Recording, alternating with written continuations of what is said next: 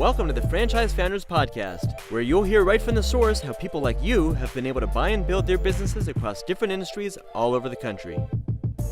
Dan Claps is the co-founder of Career Transition Leads, Nurture Assist, and Find a Business Online. Christian Dadulak is a franchise consultant with Find a Business Online, and he heads up business development for Career Transition Leads and Nurture Assist. He also runs an independent franchise consulting business, The Franchise Guys. Together, they formed relationships with hundreds of successful business owners who are excited to share their stories with you. Now here are your hosts, Dan and Christian. What's going on, everyone? Welcome to another episode of the Franchise Founders Podcast. Really excited and happy that you're tuning in here today with us. As you're probably noticing, today is a solo episode with me, your host, Christian Dadulak. Dan's not able to join us today, but he will be back on the next episode. So, first and foremost, again, thanks for tuning in. Thanks for everybody for all your support. Thanks for subscribing. Thanks for sharing. We really appreciate it. So just cutting right down to the chase, getting right into business. What are we talking about here today? Well, I wanted to talk about some of the more intangible things when it comes to business. And a lot of people I find really don't necessarily like this talk because a lot of people are after the how-tos. And I understand that. You have to know what to do. You have to know how to build a business, how to buy the right franchise. You need granular, actionable information. But I think the issue is a lot of the time that even if you know the how, if you don't know your why, and I know that's a little corny and we hear that all the time, but if you don't know your why, the reason why you're doing something, and you don't have the right thinking behind the how-to, you're never going to do anything. You're never going to get it done. Or if you do actually make the move, and you do try to take some action and you do try to make it happen, you're not going to get it done in the way that you thought it would. And it's not going to pan out the way that you had originally planned if you're not thinking the right way from the beginning. And so today we'll be talking a little bit about some of the different mindsets when approaching franchising and just frankly, when approaching business ownership at large. How do we need to think as business owners? How do we need to think about people that are thinking about getting into business? And we're also going to talk about some of the different paths to entrepreneurship. What are some of the different ways to get into business? Because obviously, franchising is one route. That's one route. Dan and I and everyone here at the Franchise Founders Podcast and our teams, that's what we're into. We believe in franchising. We believe it's a better way to business. But there are other routes out there. So I think they're worthy of discussion. So today is going to be a little bit about mindset and a little bit about different paths to entrepreneurship. So let's start with some of those different business ownership options. So I think the obvious way that most of us think about getting into business for the most part is we think about starting our own independent business from scratch. We think, hey, I have a great idea for a product, for a service. Maybe it's revolutionary. Maybe it's not quite revolutionary, but there's some kind of different spin, something you're doing a little bit differently. Maybe you're targeting a different type of customer or a certain segment of that market. And so there's somewhat of a differentiator in the way you do business or the product or service you offer. There's some kind of differentiator. And you say, hey, I want to start a business. And so you go that route. And that's a fantastic route to go. If you're the type of person that you need to have all of the creative control, all of the input, and you're a little bit more of an innovator yourself. You're an early adopter. You're okay with a little bit more of the risk than you might have in some of these other options we'll talk about. Then that might be the right path for you. You get to call all the shots. You get to make all of the decisions. You're the boss. This is your business, your way of the highway. So that's the good part. The bad part is this is your business. You get to make all the decisions. It's your way or the highway. And you, as the business owner, are responsible for all of the successes and all of the failures. And frankly, that's true of any route of these different types of business that you can get into. I think extreme ownership is obviously very critical, but you don't have any support systems here. You might network with some other people that are business owners that you can learn from. There's a lot to be learned from books, courses, seminars. There's a lot to be learned out there from people that are willing to help out. But oftentimes it can be very difficult as a new business owner to find people that are in the same business as you that really want to help you and that are open to it. Maybe you'll find people or masterminds from other parts of the country. So that's something to seek out if that's a route that you want to go. But are you really going to network with people locally in a similar market as you, in the same market as you? For example, let's say I start an HVAC company, right? Heating and air conditioning company. And I'm not really totally sure what I'm supposed to be doing here. And so I approach one of what would be my future competitors here in my local market, and I ask them for some help. Well, what do we think they're going to say? Are they going to say, oh yeah, Christian, I would absolutely love to help you. Here's my blueprint. Here's my formula. Here's my secrets. Here is how to be successful in this business. Is that going to happen? Odds are probably not. So, and look, there are ways to get around it. There are ways to get support and all of that, but you really need strong advisors if that's the route you're going to want to go. You have to have strong drive, tenacity, and you have to realize that however much money you thought was this business, this venture was going to cost to get up and running, whatever you wrote in your business plan, it's likely going to cost a lot more than that. Sometimes 5, 7, 10 times more than what you had originally thought it was going to cost to get the business to where you want it to get. Well, why? Why is that? Well, frankly, it's one thing to get the business up and running, right? So that alone costs money. And then it's a totally different conversation to get it from just started to in business, operational, and now to the point where we're scaling this thing and we're getting it to a revenue point where, we're profitable, we're cash flowing, we're breaking even, and then ultimately scaling it to a point where we're kind of proud of the revenue we're at and we're really building a real asset here. And that's going to cost more money. You need growth capital. So you need to make sure that you have money in place, funding partners, and a good strategy for growth for that capital, because starting a new business from scratch with no system is very difficult and very capital intensive. Not to say don't do it, but you have to figure out, what's my logo going to look like? What's our branding strategy? How are we positioning ourselves in the marketplace? What makes us different from our competitors? What vendors am I going to use? Who should I be using for this and for that? I don't have a call center in place. I got to hire all these people. I have to train them. I have to create the operations manual because there isn't one in existence already. So I have to, through lots of trial and error, lots of blood, sweat, and tears, really build my model. And it's going to take a lot of time. It's going to take there's going to be a lot of stress involved. There may be some sleepless nights. But the nice thing is, with a business like this, unlike a franchise, you're not paying any royalties, right? There's no initial franchise fees. So you're keeping 100% of your profits. Everything that goes to the bottom line is yours unless you have other partners, right? Which, may not be a bad route to explore if you are thinking about starting a business up from scratch. But partnerships, that's a whole other conversation, and how to do that the right way. But that is really what it looks like to start a business from scratch. And there's a lot of fruits that come with that.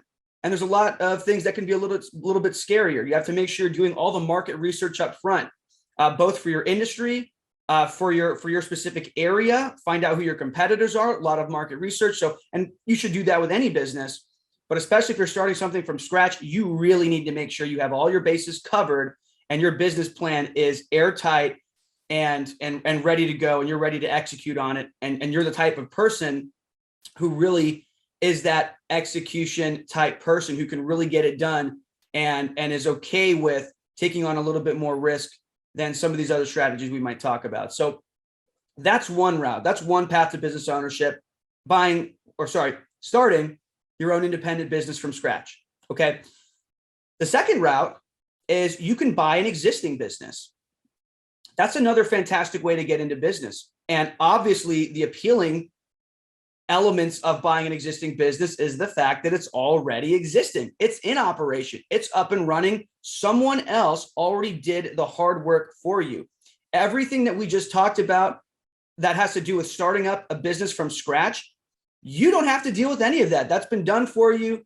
You already did it, right? Or someone else already did it and it's already set up. They have the vendor relationships. They have a business plan and a model set up. They have a structure. They have a system in place. They've already have some people hired. They have an infrastructure, that is put together.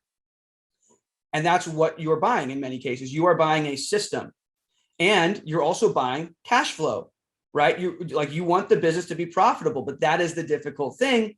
Just because the business is set up and is already existing, which is naturally very attractive, but some of the drawbacks naturally are, well, how successful is this business? Why are they selling it if it's successful?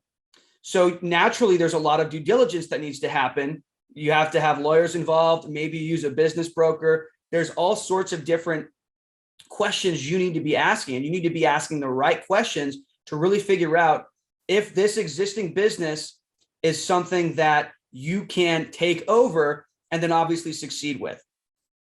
So some reasons people might sell an existing business is maybe they're retiring, maybe they had an illness in the family, or they themselves got ill. Maybe there was a marriage broke up, partnerships, they decided to both get out of the business, so they wanted to sell it. There's a myriad of reasons, and obviously one of the big reasons is maybe they don't make enough money in the business. Maybe the business isn't profitable. Maybe the revenue isn't quite where they'd like it to be. And maybe they don't have enough capital to really grow the business, like we talked about with the last case there. Maybe they thought, hey, I thought this was going to take X amount of money to get this business up and running and then to scale it and grow it. And it's really taking Y, right? It's going to take a lot more money than I thought it was going to be. And I don't have that. I don't have access to that capital.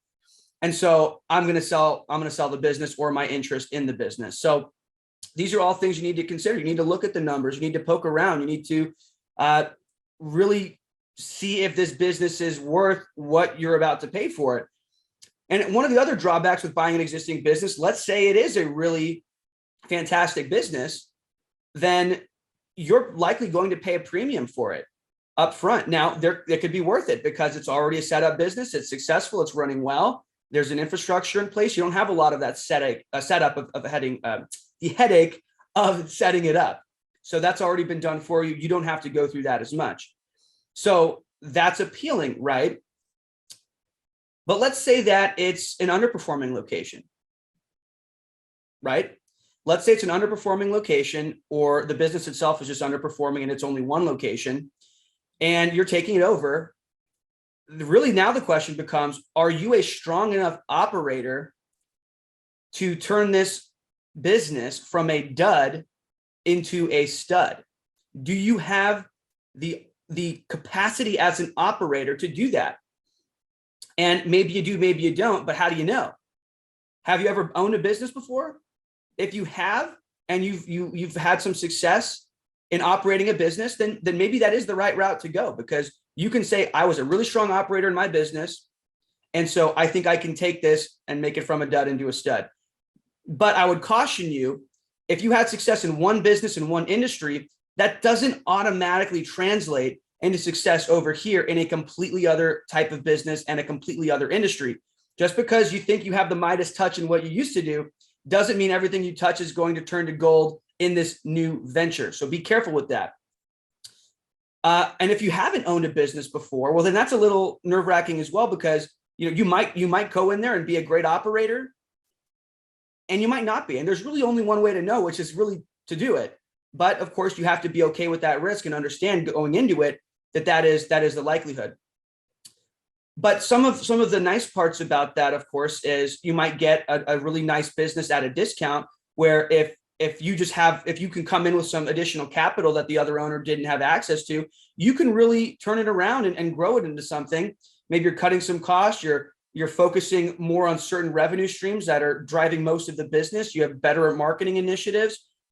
Whatever it is, maybe you can turn it around and really make it into something profitable and really buy a great opportunity at a discount. But you need to investigate and find out what the different levers are that you need to pull to make that business successful. What are the KPIs I need to drive, the key performance indicators? What are the metrics I need to make happen in order for this business to succeed? How do I turn this around? And you're asking questions like, is this location specific? Is this just a bad location for this type of business? And that's something you got to figure out. That's something you need to do some market research, investigate that, talk to other types of businesses in the area. So you have to do a ton of due diligence, and you need to have the right advisors around you to make sure you're doing that properly. Okay. And I could go on and on. There's a lot of things to do. I mean, you could do its own episode on buying a business or starting your own independent business from scratch. So let's get into what we obviously love here, which is buying a franchise. So, and of course, we've talked about buying a franchise ad nauseum on this podcast. And of course, that's because we are the franchise guys here. We believe in franchising. We love it. And we think that it is a great path to business ownership. And so with buying a franchise, what are some of the pros in the pro column, and what are some of the drawbacks in the con column? Well, obviously, one of the pros is you're buying an existing model. You are buying a proven system. And I think one big misconception when it comes to buying a franchise is that you're buying a brand, and you are in many cases, and the brand does matter. You know, what's in a name? Well, turns out quite a lot. Think McDonald's, think Auntie Anne's, and all these different Orange Theory Fitness, right? So, you know, there is a lot in a name, but you're buying so much more than a name. You really are at the core of it. Why are you buying a franchise? You are buying a system. You are buying a proven system with a proven track record. They have other successful locations. They have an operations manual, and they have those vendor relationships set up. They know what their branding strategy is, their market positioning. They know how to get customers. They know how to hire properly, and they can teach all of that to you as well, which is a huge, huge positive. One of the drawbacks, though, is not every franchise is created equal. There are a little over 4,000 franchise opportunities out there currently, and hundreds more coming onto the market every year. And so not every franchise is created equal, and there are different types of franchises. There are franchises obviously in different industries, but there are franchises that are different sizes. You have the empire brands like McDonald's that have thousands and thousands and thousands of locations. And then you have a micro emerging brand that they really have their corporate store. And maybe they have a couple franchisees. Maybe they don't have any at all yet. And that doesn't mean that they're bad necessarily. It just means that they're new. But you need to have an effective strategy to find the right franchise for you. And of course, that's where we come in. That's where Dan and I can help. And our people, we can really help you to find and identify the right franchise for you based on your goals, your financial wherewithal, your situation, your family life, your desires, your passions, all these different things that we take into consideration when we make a recommendation on which franchises might be the right options for you to take a look at. And then, of course, we can teach you how to do due diligence. So shameless plug for us, of course.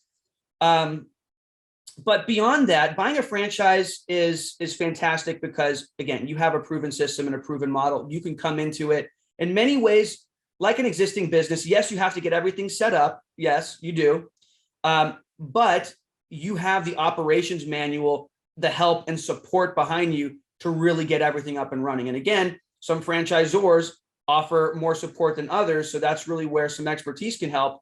But that is one of the benefits, generally speaking, of buying a franchise. Now, what are some other drawbacks of buying a franchise? Well, unlike with starting your own business from scratch, unlike with buying an existing business, you will need to pay a royalty and you will pay franchise fees up front.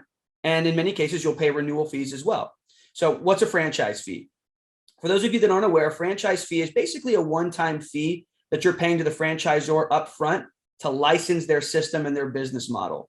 You are paying them that one-time fee up front for the right and the privilege, really, to not have to go through all the trial and error, the blood, sweat, and tears that owner that set up that system initially did. So you are paying them a little bit of money for their intellectual property, their system, their wherewithal, and all of their knowledge that they've and hard-earned dollars and time over years and years, so that you can essentially cut to the front of the line, skip a lot of that trial and error, save yourself a lot of time and a lot of money to do so. So that's why you're paying a franchise fee, and that's usually one time up front. Then you have royalties. Royalties are typically a percentage of gross revenue paid on a monthly basis, but of course, that's generally speaking. Different franchisors might do it a little bit differently. Some might charge the royalty on your net profit, or maybe they might do it, charge you weekly or biweekly. But generally speaking, it's a percentage of gross sales. So off the top line revenue, and that's usually paid on a monthly basis, generally speaking. Why are you paying that? Well, the franchisor is offering you support.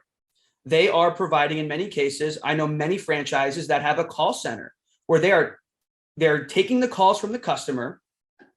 They are answering questions. And in many cases, they're selling too. They might book jobs. They might take money over the phone. They might set an estimate with one of your team members then to go out there and complete that estimate.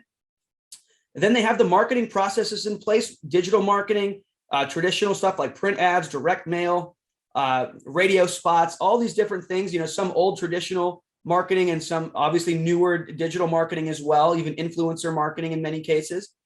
Okay. And they're getting those phones to ring for you. So you're not having to cold call and knock on doors. And then they have vendor relationships. So the price, you're saving money in terms of the supplies that you would have to buy. You get, because they have a bunch of franchisees in their system in many cases, you get the buying power of a larger block of people. It's a bulk purchasing power. So your individual price, and for the whole system, for every franchisee, is less than if you were to do it on your own.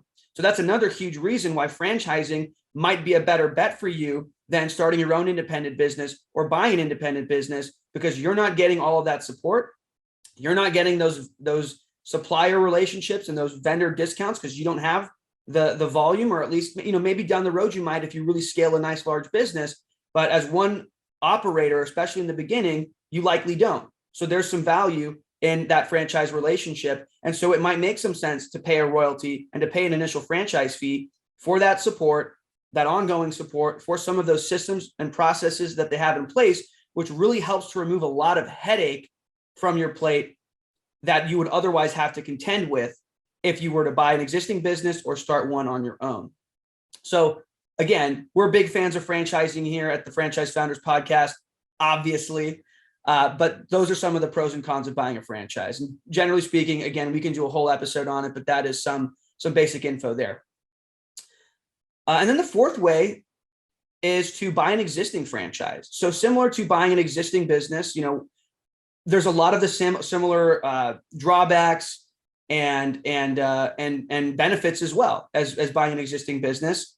But in addition to buying an existing business, having all the different systems in place and you have an infrastructure, with a franchise, now you have the backing of the franchisor. So it's kind of the best of both worlds in many cases, but you also have a lot of the same drawbacks where, why are they selling the business? Were they not a successful location? Do I have what it takes to turn it around?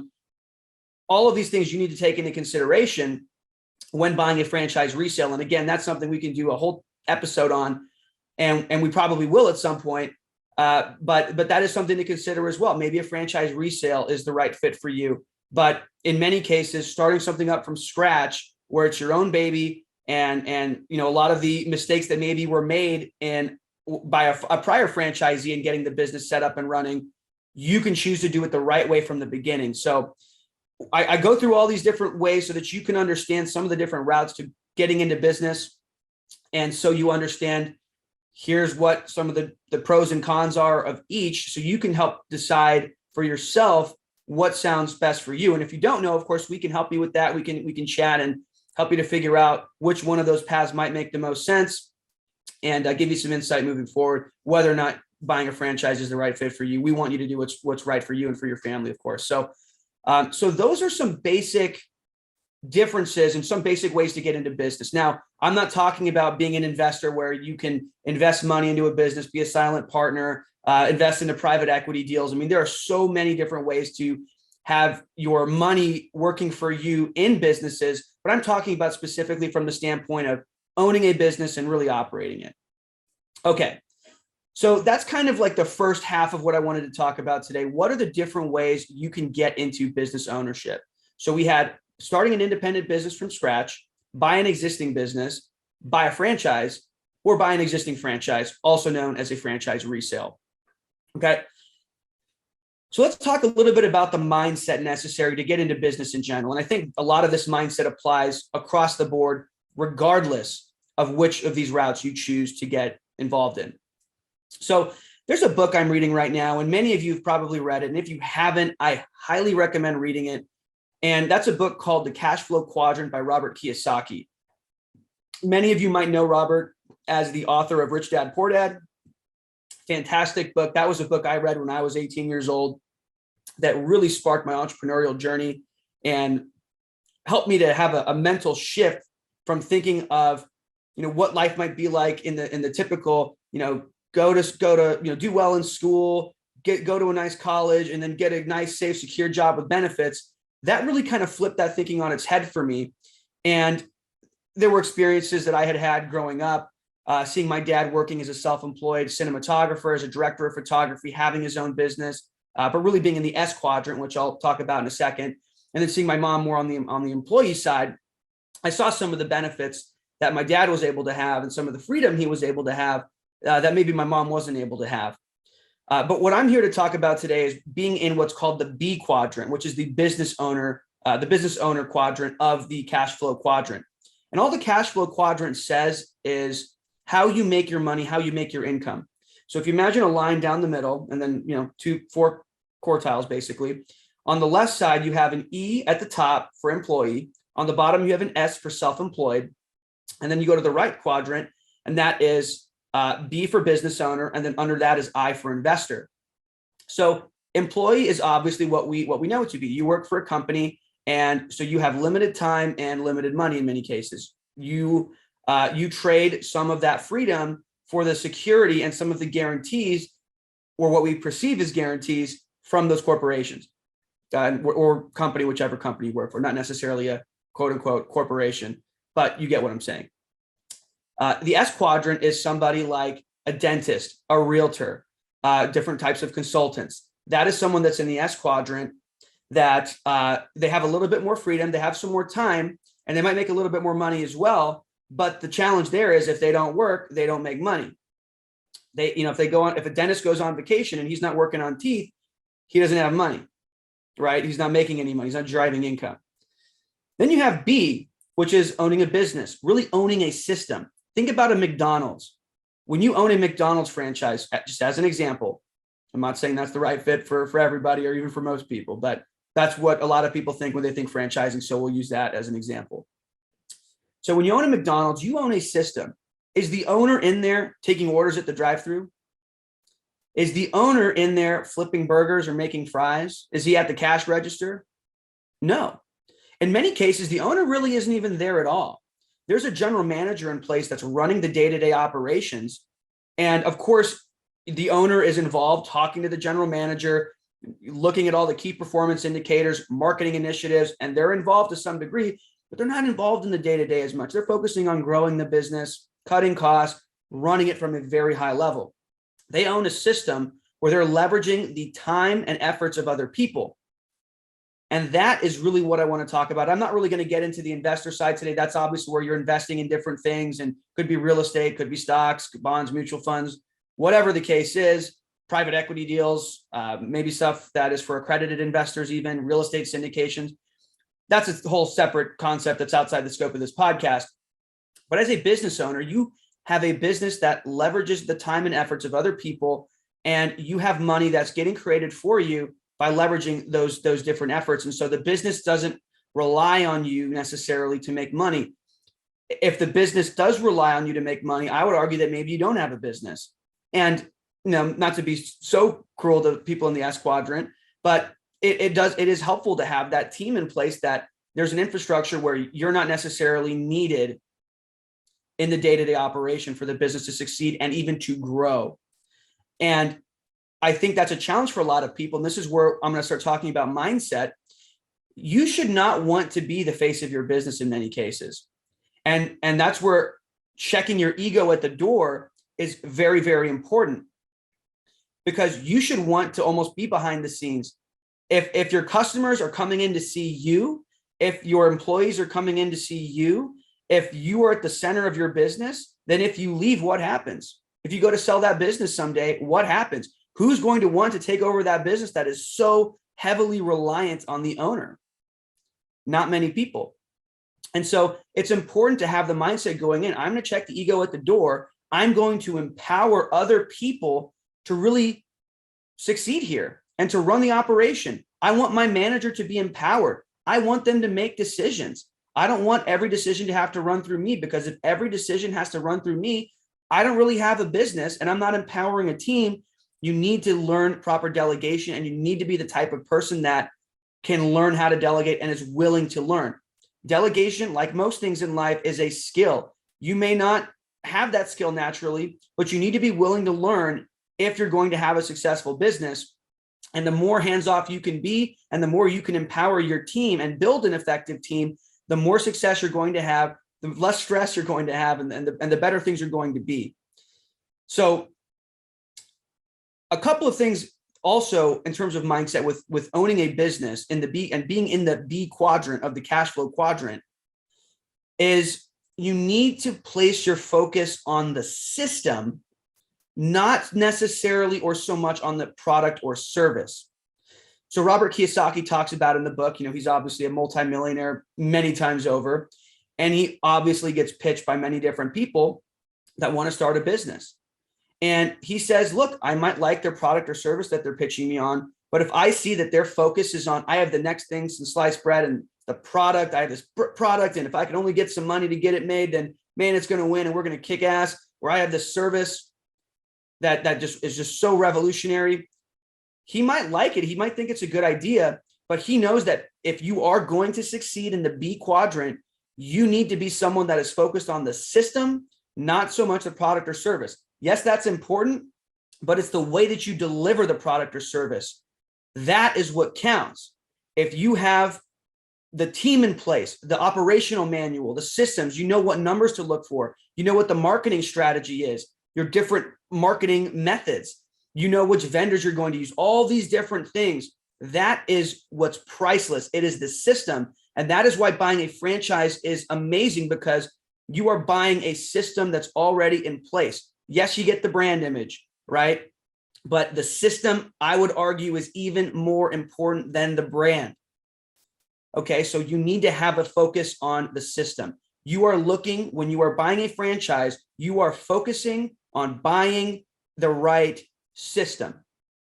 And so that is where the focus needs to be. Or if you're starting your own business, the system needs to be the focus. You're building a system first that can deliver the product or service, but the system is the focus. Buying an existing business or franchise, same thing. You're buying a system. So look into the system. What are the chinks in the armor? What needs to be fixed? What are they doing right? Think about these things, but that's where the focus should be. Not, does this frozen yogurt taste better than the other customer? The other business, I mean. That is important to a degree. I get it, but that is not the main point of focus. And if you're coming in with that mindset, I would challenge you to kind of rethink the way that you're approaching business ownership, or maybe think about, staying over in the E or the S quadrant. And there's nothing wrong with that. There's no quadrant that's better than the other, but to be successful in the quadrants like the B and I quadrant that are not taught in school, you need to think a little bit differently than we've been taught in school. Does that make sense? Okay. So I think another thing that needs to be reframed a little bit when thinking about buying a business is, I am not just buying an income. I think that's the wrong way to think. And I've thought like that for the longest time. But really the shift in thinking that you need to have is, I don't want just an income stream. Yes, I want income coming in, got to pay the bills. I want my family to be happy. I want them to have a nice quality of life. But what do I want more than that? Where do some of the wealthiest people make their money from and build their wealth in? Well, that's an asset. My goal when I buy a business should be, in our humble opinion here at the Franchise Founders Podcast, is to build an asset. And more importantly, to build an asset that doesn't require me to throw off income. The income's still important. And in many cases, when you sell the business, that is what people are wanting to buy, is they want to buy cash flow. But what I want is, yes, I want cash flow today, but I want to build an asset that 5 years, 7 years, 10 years, 15, 20 years down the line that I can sell. And I when I have an exit in mind and I have an exit strategy in place, and again, this is a separate topic that we'll cover some other time, but start with the end in mind. It's good to walk in with an exit strategy someday. But I want an asset that I can sell someday And so I need to make sure that the business isn't relying on me. So that's where you have to delegate, empower people, and not feel the egotistical need to be the center of everything. So you empower that operation to succeed without you. And that way it can grow and grow and grow. If everything's relying on you, you're not going to grow past one location. You're not going to succeed. You need to have successful leaders. You need to build leaders that can run your different locations or multiple territories or whatever it is. And if you have that, the business can continue to grow, and you are building a bigger and bigger asset that when you sell it someday, you are going to get a bigger multiple when you sell. And we could talk about that, obviously in the future as well, what I really mean there, but you're going to sell it for a higher value down the line. The bigger your business gets, the more revenue it generates, and ultimately how much more profit you drive to the bottom line. And also what type of revenue you're driving as well. And that's something we can talk about, recurring revenue versus, kind of one-offs. So I digress, but you need to think about it like that. You need to come in wanting to build an asset. And when you're buying a business, you should always start with the end in mind. And that is, hey, someday I'm going to sell this business. And again, a lot of people think, I want a legacy. I want to be able to give some money to my kids or have a business for them to walk into. And if that's what you want, that's okay. But just recognize that in the investment banking world, they are very keenly aware that most businesses that are passed on to the second generation, I think it's around half, fail, and even less make it to the third generation. So most businesses do not make it past the second generation and into the third, and so on and so forth. So it really isn't a bad idea to sell that business yourself and generate that income for yourself and for your family. And that way you have the money in place to help your second generation maybe do their own thing. They're going to have different passions, different interests than you are. Not everybody wants to follow in mom or dad's footsteps, and that's okay. But maybe you have some money to support them. And of course, you need money if you'd like to retire someday or be semi-retired like I'd like to be. I don't ever want to fully retire, but you have that chunk of change. Maybe you roll part of that into some other investments into the I quadrant. And that's, again, a separate conversation, but you put some money into real estate. Maybe you're investing into some private equity deals, or you're investing into other people's businesses. There's so many different ways to do it. Mobile home parks, believe it or not, great investment. But you need to start with that end in mind. And there's so many different things you can do with that. Maybe you start a second business or another franchise, right? But now you have some options, and you need to be thinking about that when you first get into business and when you're first looking at businesses. If I get into this franchise, how saleable is this business going to be at some future date? If I can really grow it, succeed as an operator, and really make this into the right kind of business and help it succeed. So these are all things to think about here, right? So focus on the system, focus on not just building an income, which is important, but also building an asset, and more importantly, an asset that doesn't necessarily require you. So a couple of other things as far as mindset and how to approach the process when buying a franchise. And again, I'm talking in the context of buying a franchise because that's what we're here to help with. And we're here to help illuminate and take some of the scariness and some of the myths out of buying a franchise, and really demystify what it really means to buy a franchise and how to do it. And I think some of those myths that are important to realize is, from a mentality standpoint, you're not just here to poke holes in things. If you're approaching the franchise buying process with, I'm just going to find every little thing, and there's always that little thing, and if I find that one thing, then yeah, I did it. All right, I did it. I did my due diligence, and I can feel good. If you're going to approach the process like that, I would say don't even start at all. If you're going to be overly critical and you're looking for reasons for this not to work, for the business to not be the right fit for you, then you're approaching with the wrong mindset. You should probably just stay at your job or whatever current self-employed position, or maybe even current business you have as well.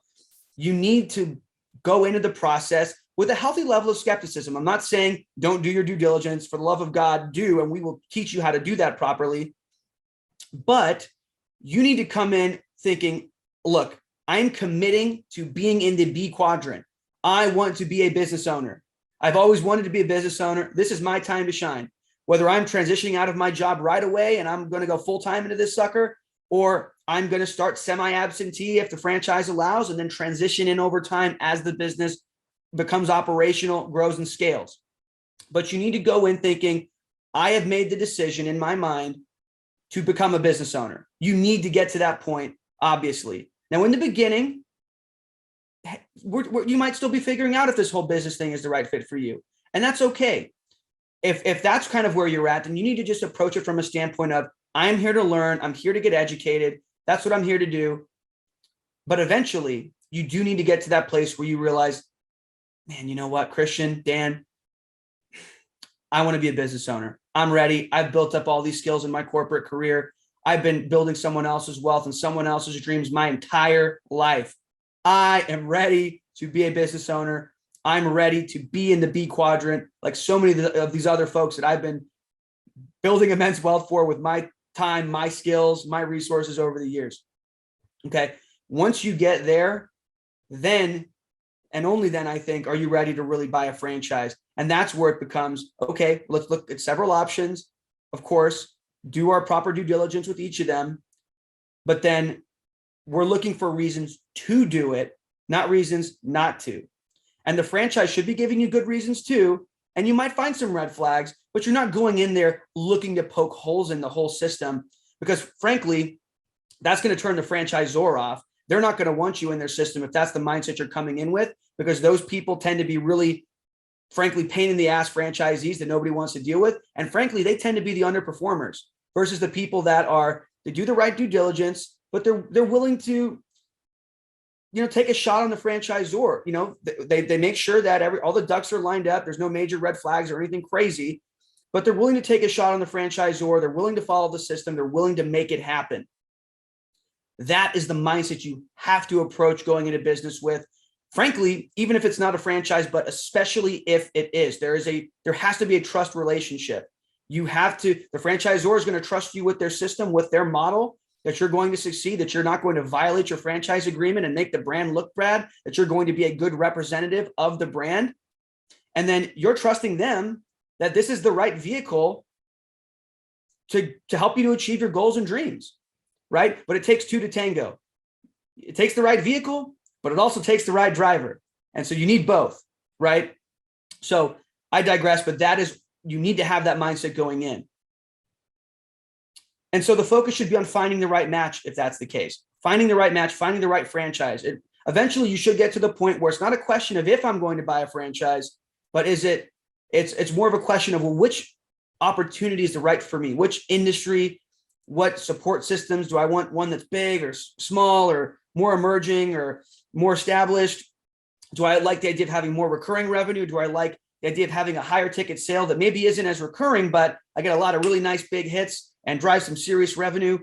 Do I want something that offers semi-absentee right out of the gate versus, something I can build up to later on? There's a ton of different questions to ask, and that's where we can help you. But that's what the focus should be, is finding the right match, not just I'm coming in here to poke holes in the whole thing. You need to have a healthy level of skepticism and do due diligence, but you need to come in with the right mindset. And the healthy mindset when buying a business is, I'm here to be a business owner. How do we find the right fit? Let's do it. Let's make it happen. And so, of course, shameless plug, working with a consultant helps. That way you have, resources that can be connected to in terms of funding professionals, so you can get your funding strategy figured out properly. You could be connected with franchise attorneys that will be an immense resource and asset for you. And we'll bring on a franchise attorney on a future episode so you can hear a little bit more from a pro on some of the things to keep an eye out for and some of the value that they really provide. And consultants can really provide you with that. And just understand that this isn't when you're looking at different franchise options, it is very much so an interview process. It is a mutual interview process. It is an awards process. Now, don't get me wrong. The franchise industry loves to say it's an awards process and try to make it seem like it's not a sales process, but look, it is a sales process to some degree, but it's not, it's not a used car lot, right? I think a lot of people, when they think sales, they think of that. It's more of a consultative sale. They're showing you their brand. They're seeing if they like you. You're seeing if you like them. You're taking the next steps. But then at the end of it, they are going to ask, hey, are you, you went to Discovery Day, you met the team, are you in or are you out? Either way is fine, but do you want to do this, or are you going to do another opportunity, or frankly, nothing at all? Okay. But just recognize that just as much as you're interviewing them and figuring out if they're the right fit for you in business, they're also thinking, is this person going to do well as a franchisee here? So they're vetting you just as much as you're vetting them. And so show up, do your best, be presentable, show up on time, do the homework that they have you to do, and really commit to the process and follow their process. If you're going in there trying to do things your own way, they're not going to want to work with you. They're not going to want to bring you on as a franchisee, because if you can't follow the process, their buying process, and that's what it is. It's a buying process, really more than it is a sales process. But if you can't follow that process, they know there's no way in hell this guy or this girl, this woman is going to follow our system as a franchisee. And so better just to cut them loose now than get someone in our system that's just going to be a pain in the butt and drag us all down as a system and as a franchise. So just recognize that. And go in with the mindset as well. This is another critical thing. Go in with the mindset that, yes, they're giving you a blueprint. They're giving you a roadmap. Absolutely. And that is what you are paying for in many cases, as well as the support on the back end. But they're not going to do it for you. You need to execute on the model. So they have the roadmap for you. They have the directions. You still need to drive. You need to drive the road still. So you need to understand, I think a lot of people think, I'm just going to buy a franchise and they're just going to do it all for me. No, if that's how you're thinking, that's the wrong way to think. And you maybe should consider maybe not buying a franchise unless you can reframe that and come to terms with the fact that while I have the blueprint, I have the model, I need to be the one to go in there and really drive the performance and the execution.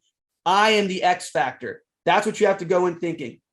I'm the X factor. I'm the one that is ultimately responsible for the success or the failure of this business, not the franchisor, not my consultant. You know, the franchisor does need to support you. And again, that's where choosing the right franchisors is critical. But at the end of the day, the biggest X factor in the success of a franchise versus the failure, frankly, is in the operator and the business owners themselves. There's a reason why a successful franchisee can buy and acquire an underperforming franchise, or one that maybe even might be about to go out of business, and in quick short order, they can turn it around and turn it into a successful location, and in some cases turn it into one of the most successful locations, because it's about the operator, it's about the business owner. And so understand going in, I'm going to take extreme ownership for the success or the failure of my franchise. You know, there are plenty of franchisees, even if they're in a system where the franchisor is a little lackluster and they're not providing the support that they probably should. Even then, there are franchisees that are killing it. So, and then there are systems where franchisors offer the world and are fantastic and offer as much support as you can, but people don't want to follow the system, or they don't put in the effort, they don't do the hard work, and then they don't succeed, even though that's a fantastic franchise. So it comes down to the operator, and you need to go into this understanding that and really believing it. Let that sink into your heart and understand that you have what it takes to succeed here. And you also have what it takes, if you're not careful, to really blow the whole thing. And frankly, you know, waste a little bit of money, to be frank. But if you go in with that healthy mindset and you are going to take ownership of what happens in this venture, then whether it's an independent business, you're buying an existing business, you're buying a franchise, or you are buying a franchise resale, if you can have some of these mindset tricks here, and of course, I'm not even scratching the surface of all the different things that really you should be thinking, but these are hopefully some things that have helped you. And if you can think this way through the buying process, and then ultimately once you get into business, I think you have a massive chance of not just really like making it and having some success, but really hitting a home run and really building a legacy for you and your family, building an asset like we talked about, but also building up a fantastic income and helping you to achieve your goals and dreams, and really building a fortune and immense wealth if that's what you desire to do. I think franchising can really offer it all. I think business ownership in general is the right way to go. I think more people should really consider it, but only if they can think about it in the right way, in the right manner. So really appreciate you all for hopping on another episode of the Franchise Founders Podcast. Hopefully that was helpful. I know I talk fast. Maybe rewind it, maybe slow it down a little bit. Listen to it again if you need to. Share it with your friends, share it with family members, share it with other people that are looking to get into business, because business ownership is the right way to go. It is the American dream. So again, thanks for tuning in. We'll see you on the next episode. And we'd really appreciate it if you could give us, if you're on YouTube, like it, subscribe, share, review it on Apple Podcasts. We really appreciate all the support. And we'll see you on the next episode of the Franchise Founders Podcast. Take care.